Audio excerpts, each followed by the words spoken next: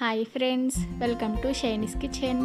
ఈరోజు మరొక రెసిపీతో మేము ముందుకు వచ్చాను. అదేంటి అంటే నోట్లో వేసుకుంటే కరిగిపోయే చక్కెర పొంగలిని, అది కూడా గోధుమ రవ్వతో ఎలా ప్రిపేర్ చేసుకోవాలో ఈ వీడియోలో మీకు షేర్ చేయబోతున్నాను.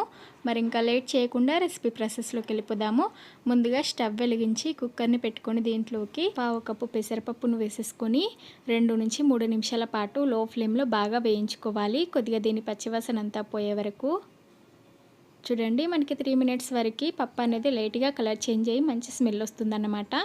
ఇలా అయిన తర్వాత ఇక్కడ మనము 1/2 కప్పు పెసరపప్పును తీసుకున్నాం కదా, దానికి 3/4 కప్పు అంటే 3/4 కప్పు వరకు వాటర్ని వేసేసుకొని ఒకసారి స్పూన్తో బాగా కలిపేసుకుందాము. ఇలా కలుపుకున్న తర్వాత ఈ కుక్కర్ పైన మూతను టైట్గా పెట్టేసుకొని స్టవ్ని మీడియం ఫ్లేమ్లోకి టర్న్ చేసుకొని 4 నుంచి 5 విజిల్స్ వచ్చేంత వరకు ఉడికించుకున్న తర్వాత వెంటనే స్టవ్ ఆఫ్ చేసేసుకొని ఎయిర్ అంతా పోయే వరకు అలాగే వదిలేయాలి. కొద్దిగా ఎయిర్ అనేది వెళ్ళిపోయిన తర్వాత ఈ కుక్కర్ పైన మూతను తీసేసుకుంటే చూడండి, మనకి పప్పు అనేది పూర్తిగా మెత్తగా ఉడికిపోయింది. ఇప్పుడు ఒకసారి స్పూన్తో దీన్ని మ్యాష్ చేసినట్టుగా అనుకోవాలన్నమాట.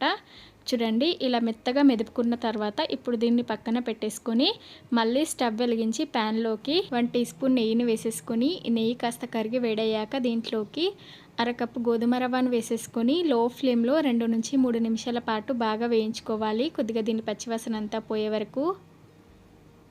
చూడండి, రవ్వ అనేది ఇలా వేగిపోయిన తర్వాత ఇక్కడ మనము 1/2 కప్పు గోధుమ రవ్వను తీసుకున్నాం కదా, దానికి 1.5 కప్పు వరకు వాటర్ని వేసుకుందాము. అలాగే దీంట్లోనే మనం ముందుగా మ్యాష్ చేసి పెట్టుకున్న పెసరపప్పునంతా కూడా వేసేసుకొని ఒకసారి బాగా కలిపేసుకోవాలి. ఇలా లైట్గా కలుపుకున్న తర్వాత ఇప్పుడు దీనిపైన మూత పెట్టేసుకొని లో ఫ్లేమ్లో రవ్వ అనేది మెత్తగా ఉడికి రవ్వ అలాగే ఈ పెసరపప్పు అనేది పూర్తిగా కలిసిపోయేంత వరకు కుక్ చేసుకోవాలి. మధ్య మధ్యలో అడుగు అనేది మాడకుండా ఇలా కలుపుతూనే బాగా ఉడికించుకోవాలి. చూడండి, మనకి ఉండలు లేకుండా అవుతుందన్నమాట ఉడికే కొద్దీ. ఒక 6-7 నిమిషాల వరకు మనకైతే ఈ పెసరపప్పు రవ్వ అనేది పూర్తిగా కలిసిపోయి మెత్తగా అయిపోయింది.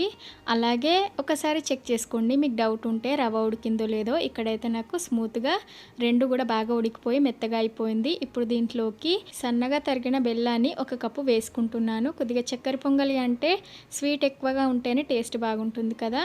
ఎక్కువగా స్వీట్ అనేది ఇష్టపడని వాళ్ళు 3/4 కప్పు వరకైనా యాడ్ చేసుకోవచ్చు. చూడండి, ఇప్పుడు దీన్ని ఒకసారి బాగా కలిపేసుకున్న తర్వాత దీనిపైన మూత పెట్టేసుకొని లో ఫ్లేమ్లో కుక్ చేసుకుందాము. ఇలా మూత పెట్టి కుక్ చేసుకోవడం వల్ల ఏంటంటే బెల్లం అనేది మెల్లమెల్లిగా కరుగుతూ దీంట్లో పూర్తిగా కలిసిపోతుందన్నమాట. మధ్య మధ్యలో అడుగు అనేది మాడకుండా ఇలా కలుపుతూనే మళ్ళీ దీనిపైన మూత పెట్టేసుకొని లో ఫ్లేమ్లో బాగా కుక్ చేసుకోవాలి.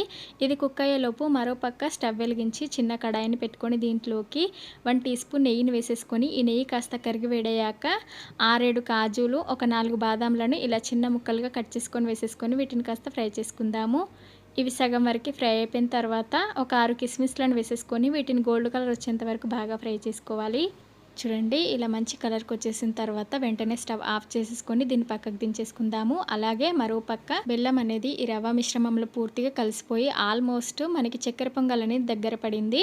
ఇప్పుడు దీంట్లోకి మంచి ఫ్లేవర్ కోసం 1/2 టీ స్పూన్ యాలకుల పొడి, అలాగే మనకు గుడిలో ప్రసాదం లాగా స్మెల్ అనేది రావడానికి ఒక చిటికెడు పచ్చకర్పూరాన్ని వేసుకుంటున్నాను. మీకు వద్దనుకుంటే స్కిప్ చేసేయండి, కాకపోతే వేసుకోవడం వల్ల స్మెల్ అయితే చాలా బాగుంటుందన్నమాట.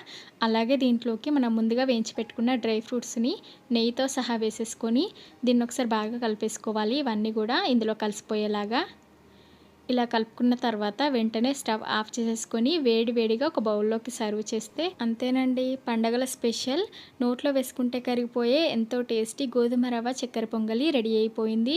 చూసారు కదా ఎంత సింపుల్గా దీన్ని ప్రిపేర్ చేసుకోవచ్చో. చాలా అంటే చాలా టేస్టీగా ఉంటుందండి. ఎప్పుడైనా దేవుడికి నైవేద్యంగా పెడదామనుకున్న పండగలప్పుడైనా కూడా దీన్ని చాలా సింపుల్గా ప్రిపేర్ చేసుకోవచ్చు. మీరు కూడా మిస్ అవ్వకుండా ఒకసారి విధంగా గోధుమ రవ్వతో చక్కెర పొంగలిని ట్రై చేయండి. అలాగే మీరు ప్రిపేర్ చేశాక మీకు ఎలా వచ్చిందో కింద కమెంట్ సెక్షన్లో కమెంట్ చేయండి. మరిన్ని రెసిపీస్ కోసం నా ఛానల్ని సబ్స్క్రైబ్ చేసుకోండి, లైక్ చేయండి, మీ ఫ్రెండ్స్కి షేర్ చేయండి. Thank you for watching.